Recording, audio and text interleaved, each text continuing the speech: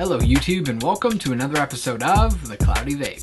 In this video we're going to be talking about battery safety, Ohm's Law, and how Ohm's Law relates to battery safety, because if you vape safely, you vape happy. Alright, let's get started on battery safety. So a few things, I have to throw this out.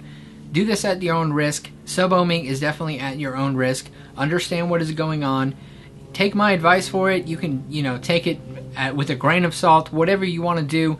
I'm just giving you facts about Ohm's Law and how Ohm's Law works and how it calculates through your voltage and your resistance and how you can find your amps that you're pulling from your coil.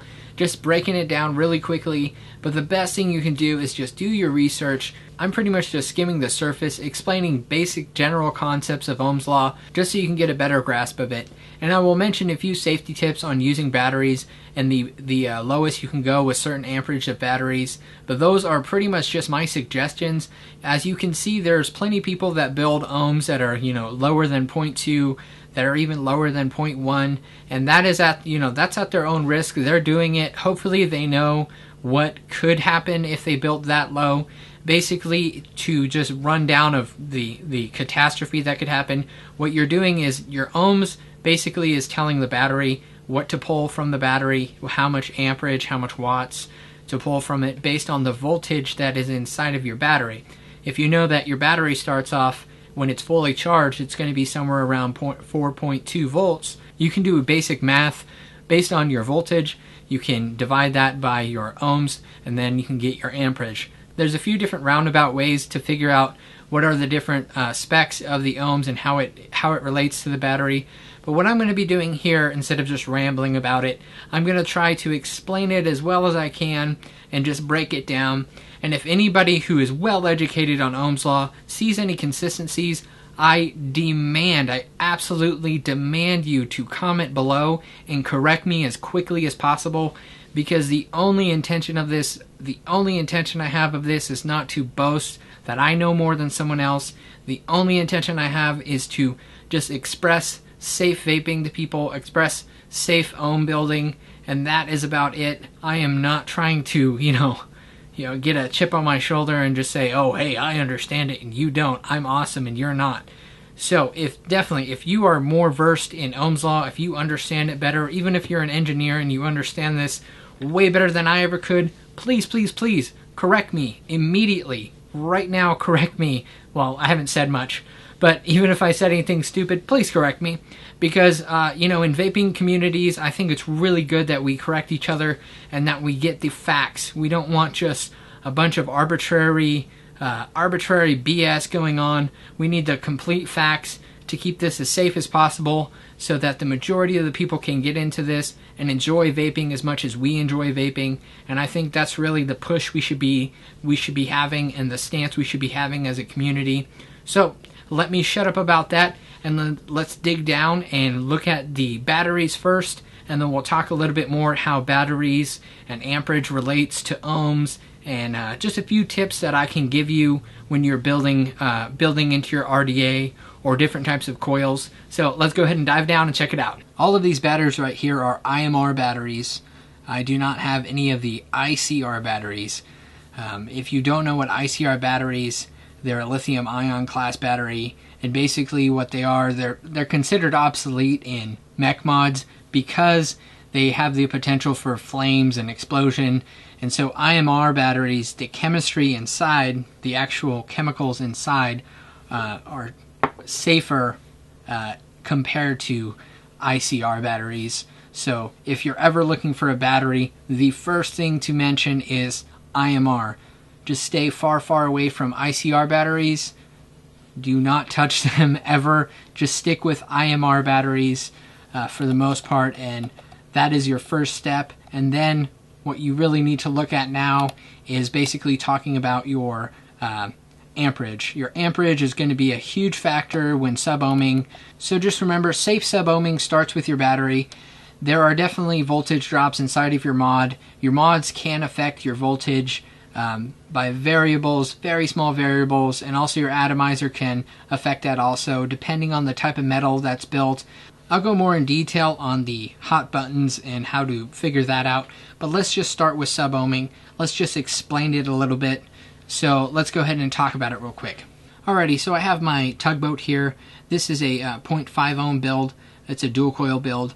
And so let's just talk about something like a 0.5 ohm dual coil build. So let's look at a 0.5 ohm build.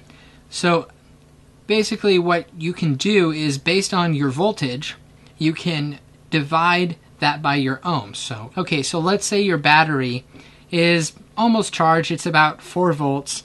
So what you do is you divide that by the 0.5 ohms, which you would get 8 amps. So that's how you know how many amps is being demanded from these coils from the battery. So your coils are basically telling it, they're micromanaging the battery, saying this is what I want it to pull. So therein lies the issue with the direct current that we have in the mods. So basically, think of it like, when you're building a lower ohm, you're dividing the volts by ohms. So as it drops lower, it increases even more. So you have a higher amperage the lower you go, and it increases even higher. It's not just something, it's not as easy as, 1 + 1 = 2.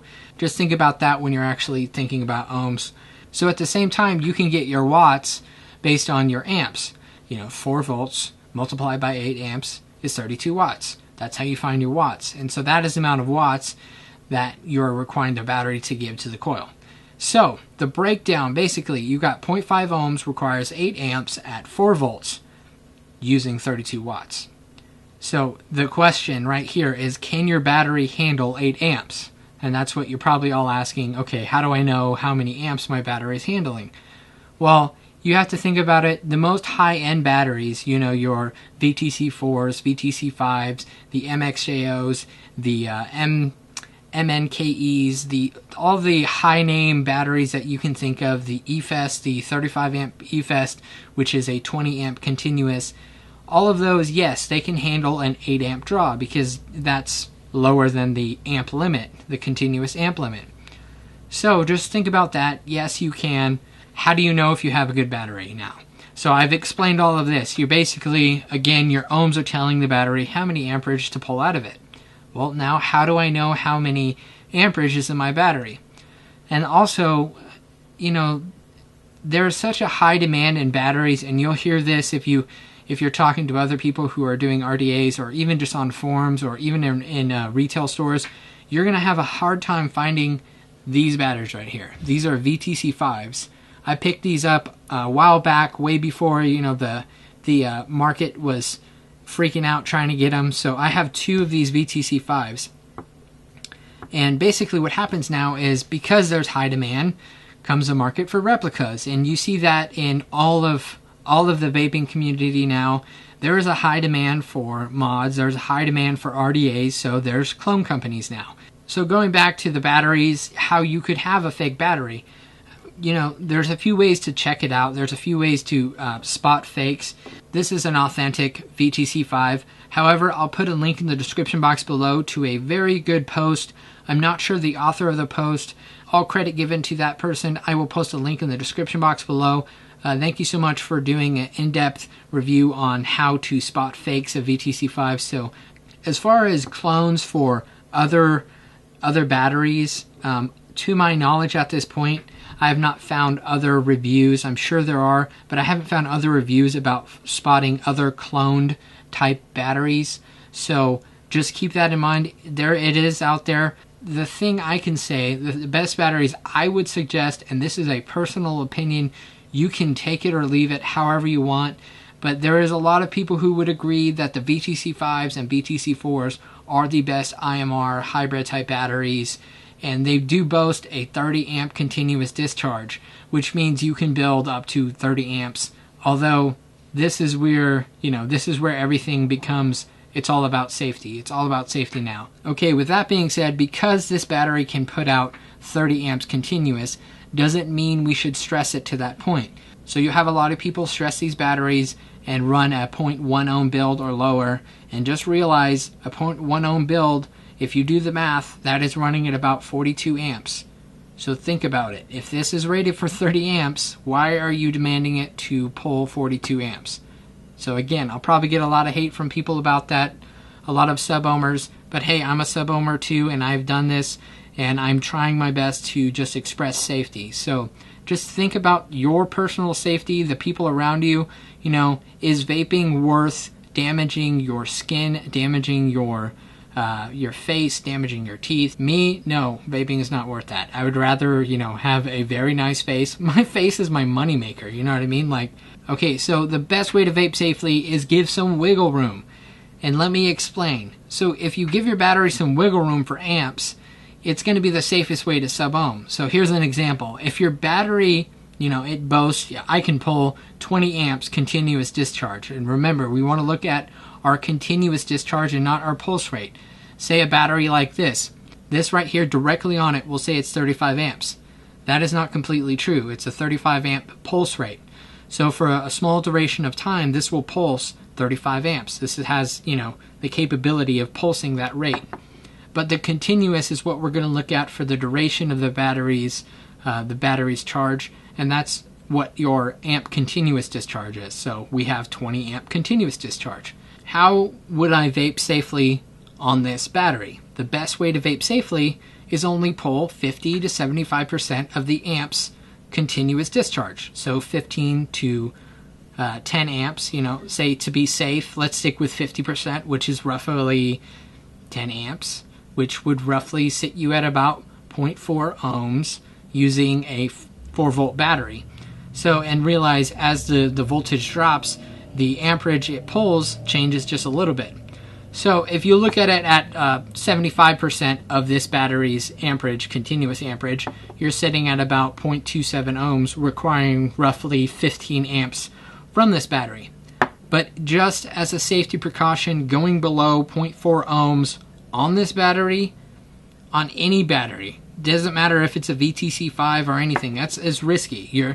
You have so much more heat being distributed, and it's just risky. So I would say for starting out, even though I'm mentioning, you know, a 0.5 ohm build, you can get great vapor production, amazing flavor off of a 0.7, a 0.8, 0.6, and you're only pulling minimal amperage from the battery.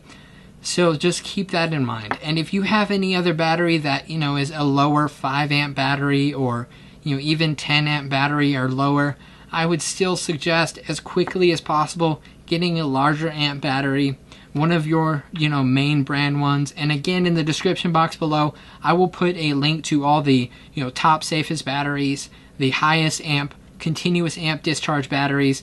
I'll put a plethora of links to different types of just help to, you know, battery safety, helps to Ohm's law calculators. Shout out to steam-engine.com. The guys over there have created an amazing website. If you guys have never checked out steam-engine.com, that is just an all-in-one place to go.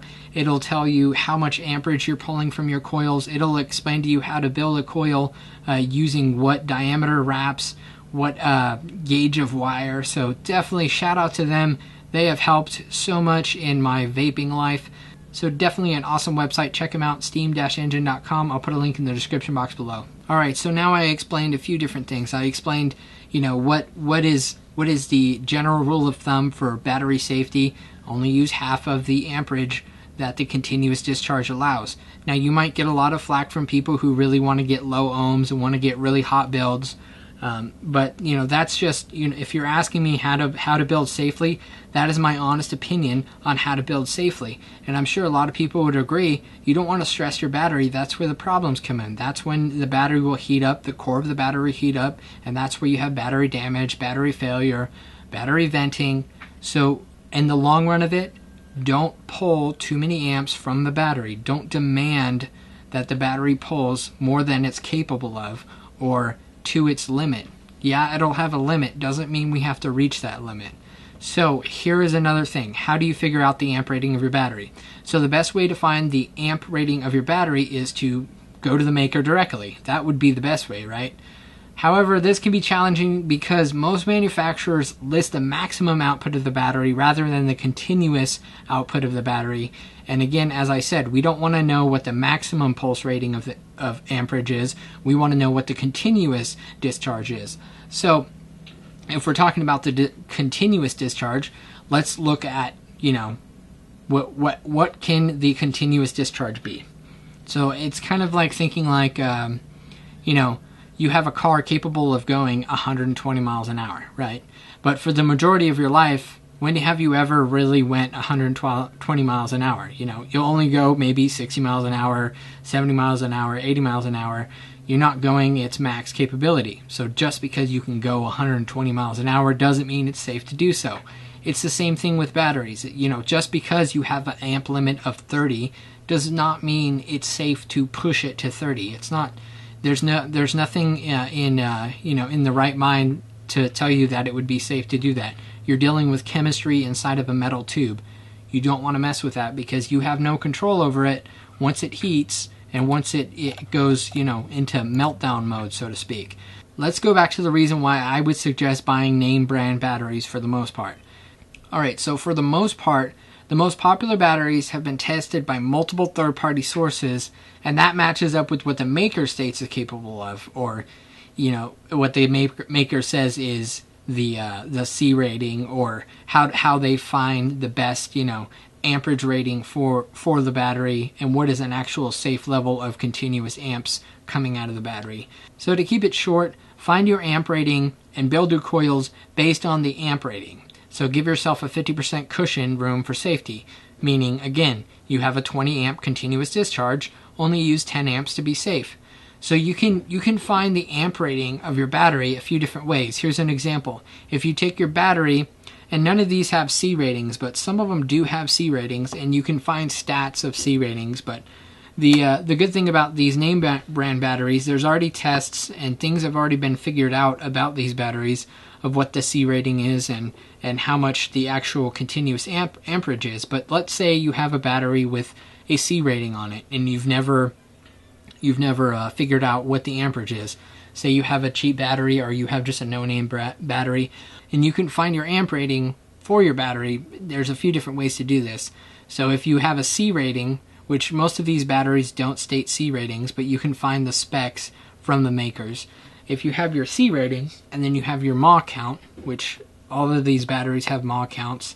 This one doesn't state it, but this one has a 3500 mAh count. So let's say you have 2100 mAh count. So you have 2100 divided by 1000 equals 2.1. Now you multiply 2.1 by 14 Cs, which is about 29.4. And that number right there is what you hear from most, I would say, VTC 4s, I believe, is what 14C rating is. So that's what your roughly 13 amps, or 30 amps is. Not 13, I'm sorry. 30 amps is your rough estimate for amperage in that battery. So yes, I know this is a lot of junk to go through, but you asked for it. You asked for knowledge on this, so I'm trying my best to just explain it. But again, you're probably thinking, you lost me with all these numbers. I just want to vape. So don't worry, I'll break it down for you at the end of this video, and it'll make sense, so just hang tight. It's just super important that you understand what's happening with the battery you're using. You know, it defines everything you're trying to accomplish with your mods, your RDAs, your RBAs, whatever type of rebuildable you're doing using a mech mod. So really understanding how batteries work in translation with ohms, and how the batteries work in translation with the MAHs, and different things like that, you really need to understand them. So just to say, you know, I'm just going to build something and just go with it, that is how dangerous things can happen. So I really hope you just take a little bit of time out of your day and just really listen to what I'm saying. And again, don't just take my word for it. Search deeper into this. I'll put tons of links in the description box below about great resources that I have found. So let's go ahead and move on. But the biggest thing I could stress is you have your voltage of your battery. Here is your multimeter. Get a multimeter, absolutely. You can pick up one of these for like $10 at like Harbor Freight. You can find them for really cheap online. And all you really need to do with this is to test your battery, which, you know, it's not a super extreme sensitive multimeter. You don't need an extremely sensitive multimeter to simply test voltage on here. Or if you have a charger that will test your voltage, you can use that also. But knowing your volts and then knowing your ohms, that's how you know how many amps is going to be pulled out. So again, you got your volts, you got 4 volts, you have a 0.5 ohm build, and then you multiply, or you divide that number, and that's where you get 8 amps, and that's how you figure out how many amps is being pulled from your coil. So, and then again, that's how you figure out how many amps in general is going to be pulled from the battery. So, you know, I'm pulling 8 amps. I want to have a headroom, so I want at least 15 amps in my battery if I'm pulling 0.5, you know, and if I'm going to drop lower, I want at least 20 if I'm pulling 15. I want at least 30 if I'm pulling 20. So those are just things to think about, and how batteries really are the main thing, the most crucial thing, absolutely.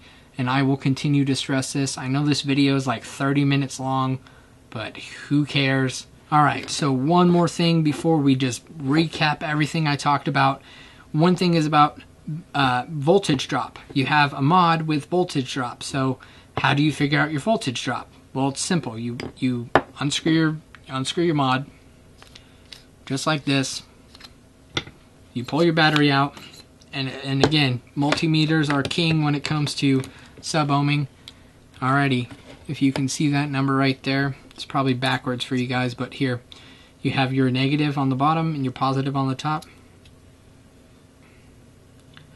So it's a pretty charged battery, you know, 0.42 is a full charge battery. I think I just pulled this off about an hour ago. So here we go, we have 0.39. Let's pop it back into the mod. Alrighty, now the next step to check the voltage drop is you have your connections right here. Of course, we know our center post is our positive connection. Our outer posts are usually our negative connection. Sometimes you'll have 2 center positive posts, depending on the RDA you're using. So here's our readout right here. So we had 3.9, and now we are going to connect our negative to one of the negative posts, and our positive to one of the positive. Just make sure that these leads on here are not touching anything else but the negative and the positive onto their respective posts. So what we're going to do now, my button is unlocked on the bottom, so I'm just going to push these down, fire it up. There's 3.5, 3.6, 3.5. Alright, I'm going to call it 3.5. So all you have to do now is take that 3.5, minus it from the 3.9 that the battery showed, and that is going to be your voltage drop inside this mod. That is the quickest way to find the quickest voltage drop on average. So this has a 0.4 voltage drop. This mod with this atomizer has a 0.4 voltage drop. It might change a little bit if I take off this atomizer and actually connect it directly to the pin. So this is just a really simple test.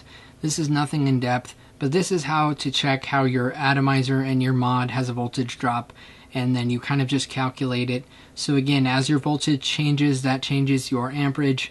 If you understood what I meant with Ohm's law, it's always based on your volts is your first thing to look at. Your volts and then your resistance. So volts divided by resistance equals amperage. Amperage times volts equals watts. And that's just a cycle you can go through. And there's multiple ways of calculating it. That's just what I found easier. Let me see if I can just recap everything I've said and just as simple as possible. And so in this kind of recap, when I say problems, what I'm meaning is, bad things. If you have a short out, you have under or over performance, that means too much amperage or not enough amperage, or if your battery's heating up, different things like that. So the first thing is just figure out what your continuous amp rating is and not your pulse rating. Never go on pulse rating. That is the worst thing you can do. Figure out the continuous amp rating and then go with that. So the next thing to do is build your coils based on the amp rating that you find on your battery.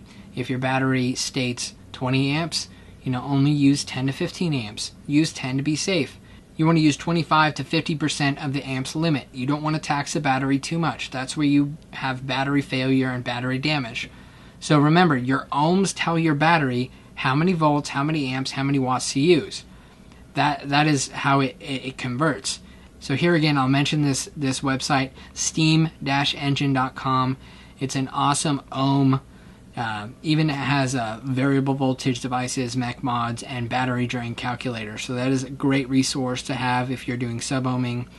So now when you're building, ensure that the legs of the coils, meaning the two parts of the wire that connect to the positive and negative posts, make sure that those are the only thing touching the atomizer. Everything else should be floating It should not ever touch the edge of the atomizer. It should always just be, negative. You have one negative lead, you have one positive lead. On this side, you have a negative lead and a positive lead. Never let any other part of the coil touch the atomizer, because that's where you could have a short out. That's where you could have hot spots. You could actually heat up your mod instead of just the atomizer. You want to always float that away from it, give it some room, give it some air, and remember that the length of legs also determine your ohms, because you have ohms per inch. I'll put a link to ohms per inch in the description box below. That way there's gauges, the different gauges of wire. They each have an ohms per inch on all of the gauges of wire. So I will put a link to that in the description box below. Alrighty, so always test your atomizer after you build your device. Never skimp out on not having an ohm reader. That is, I'm sorry to say, but that is the stupidest thing you can possibly do. The only thing you need to know is how many ohms you have, because that tells everything that is going to happen to your device.